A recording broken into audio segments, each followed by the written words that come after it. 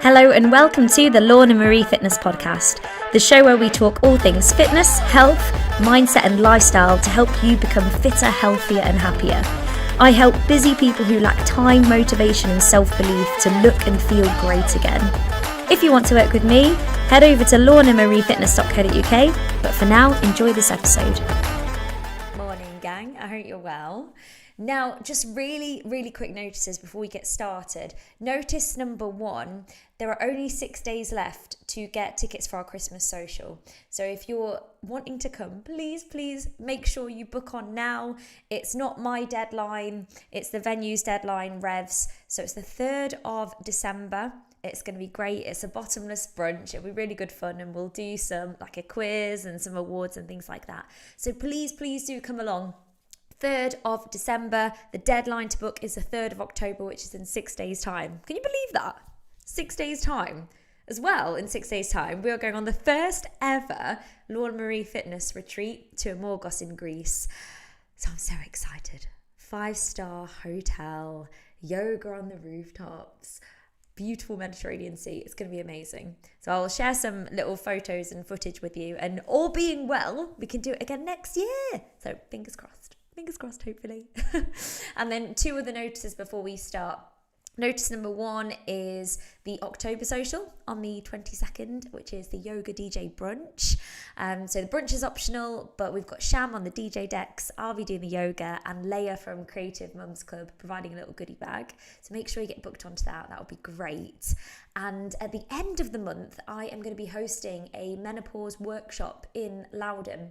So if you're around, do get booked onto that. It includes coffee and a cake.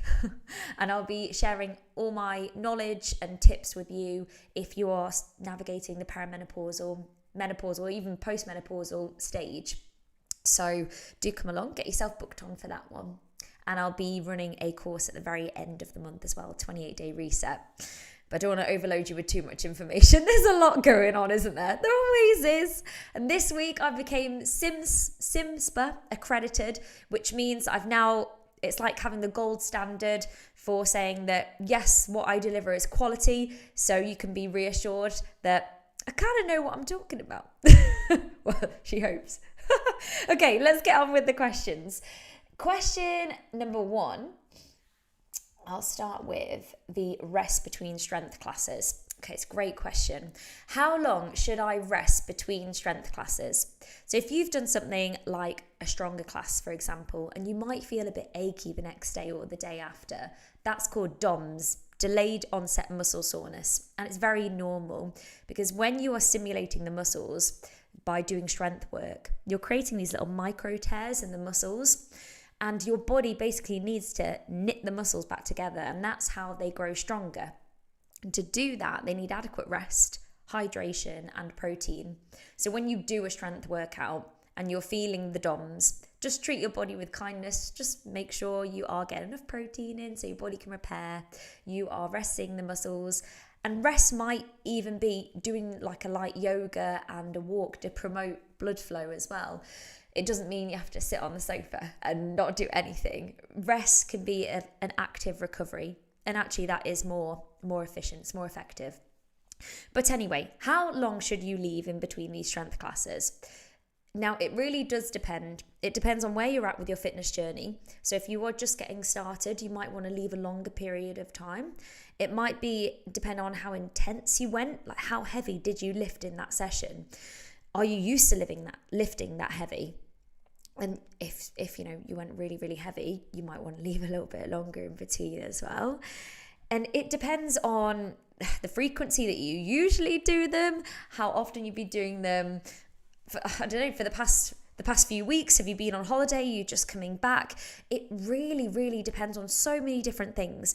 But as a general rule, you want to leave about 48 hours-ish.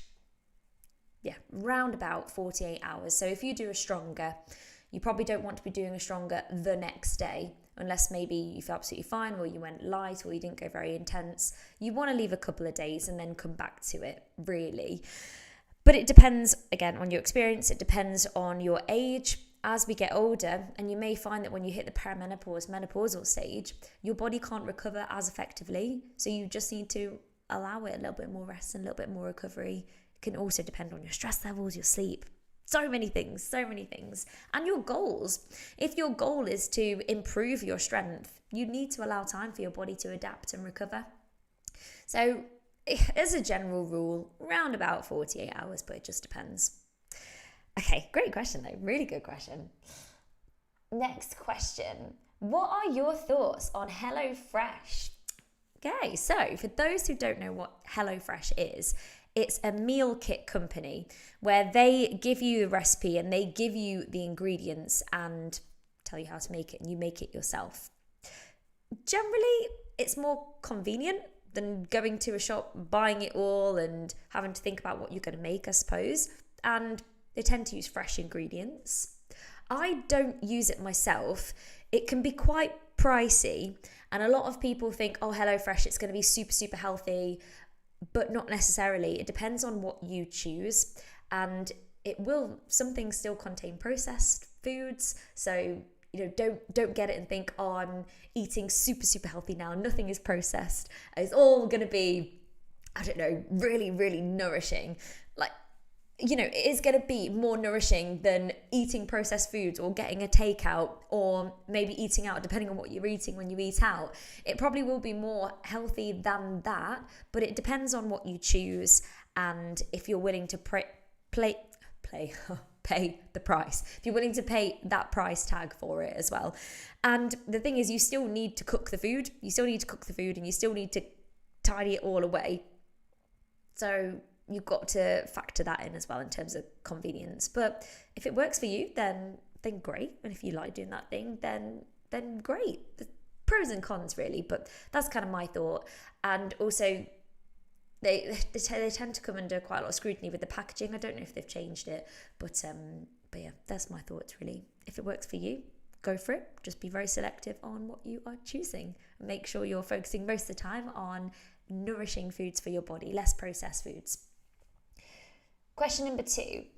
During your period, which exercises are best? I suffer badly from period pain and my flow is very heavy, so I avoid running, anything jumping or moving fast. So for 5 days, I do absolutely no exercise at all, which probably isn't the right thing to do. Any advice would be much appreciated. Let's just kind of rewind a little bit and unpackage the cycle.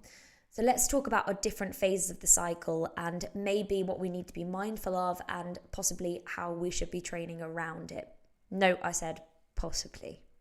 So the first stage of your cycle is day 1 to 5, the menstrual phase where we're bleeding, okay? And this can feel so uncomfortable. And yes, it could feel like a really heavy flow. You could be cramping. You just feel rubbish in general. If you feel really, really rubbish and you just feel exhausted and your flow is really, really heavy and you're not feeling good, it is okay to take a few days out. It really is. It's okay to be just kind to you, kind to your body. Just go with how you feel. And you might want to, on those days, do light walks or light yoga or things that are low impact. That's absolutely fine. You've just got to go with how you feel. Your body is going to tell you. By taking 4 or 5 days out, it's not going to affect your fitness levels whatsoever.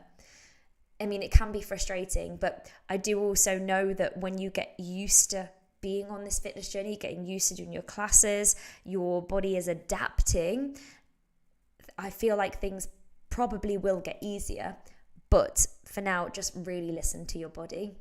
So that's the first phase. The second phase is a follicular phase. So we're looking at day 6 to day 14. This is kind of when your body is getting ready, isn't it? Now, your energy levels will improve. Will start to improve. You'll start to feel a little bit better. And it's a really good time to do a little bit of a mix of everything. Again, just seeing how you're feeling, but your energy should start to improve. You should start to be feeling a little bit better. Next phase is the ovulation. That's over a couple of days, like day 14 to about day 16. You'll find, and that's when your body releases the egg, you'll find that your energy levels will be great. You'll be feeling fabulous. Super high. You could do your HIIT workout, you could do your strength workouts, but just be careful even though you're feeling like on top of the world and like superwoman, that you're not going to be overdoing it, overexerting yourself and causing yourself an injury or anything like that. And then you've got the final phase, which is the luteal phase. And again, your energy levels might feel a little bit lower in this stage. And then then it leads into the menstrual stage. So at each stage, it's very important just to adapt and see how your body feels and go with how it feels. A lot of people try and train around their cycle, but it's very difficult to do. And I would say unless like you're an athlete, you probably don't really need to think about it too much or look into it, other than just keep doing what I suggest every week, which is try and plan in a really good variety, making sure you're getting at least 3 workouts in, pop them in your journal, and then show up for yourself. Make that promise to yourself and keep that promise to yourself, because you are the most important person to do that for. If you hit that, that phase, the menstrual phase where you are feeling really rubbish, then you know it's coming, right? You know it's coming. See how you feel. You might just need to be flexible with your workouts on that week. All right. Question number 4.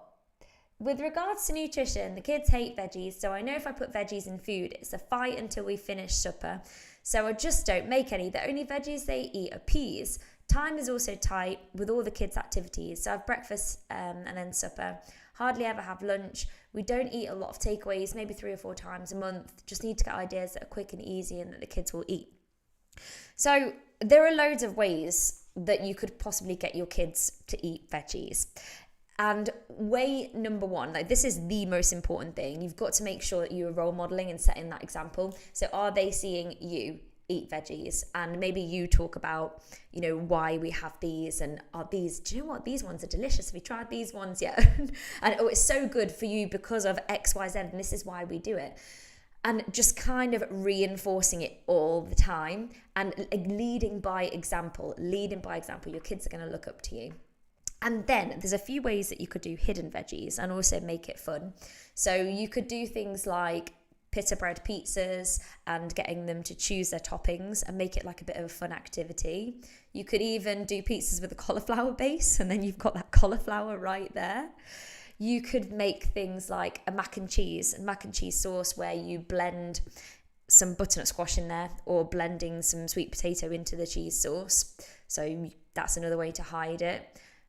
Pasta sauces, you can blend veggies in with that, like puree them. Then smoothies, you could make some fun smoothie bowls and get a load of fruit in there. That could be like a nice fun thing to do as well. And then sprinkling a little bit of granola on there, or whatever they want. Maybe getting them to choose as well and having their say in what veggies they want on their plate. So they've got to have some veggies. We're going to try some new things. I want you to tell me, what do you want to try? And we're going to try these together. Make it like an experiment.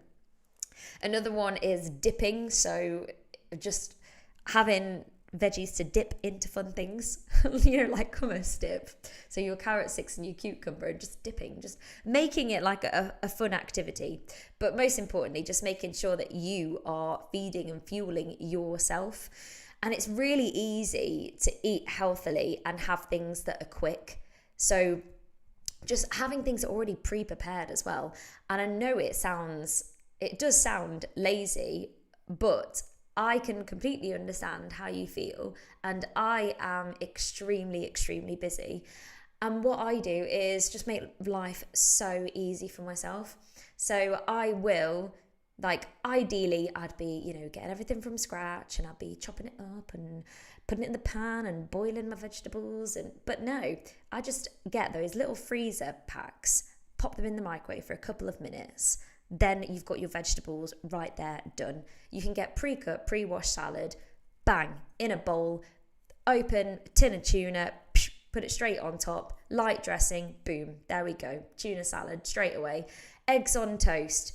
If you haven't got time, scramble them. Perfectly healthy.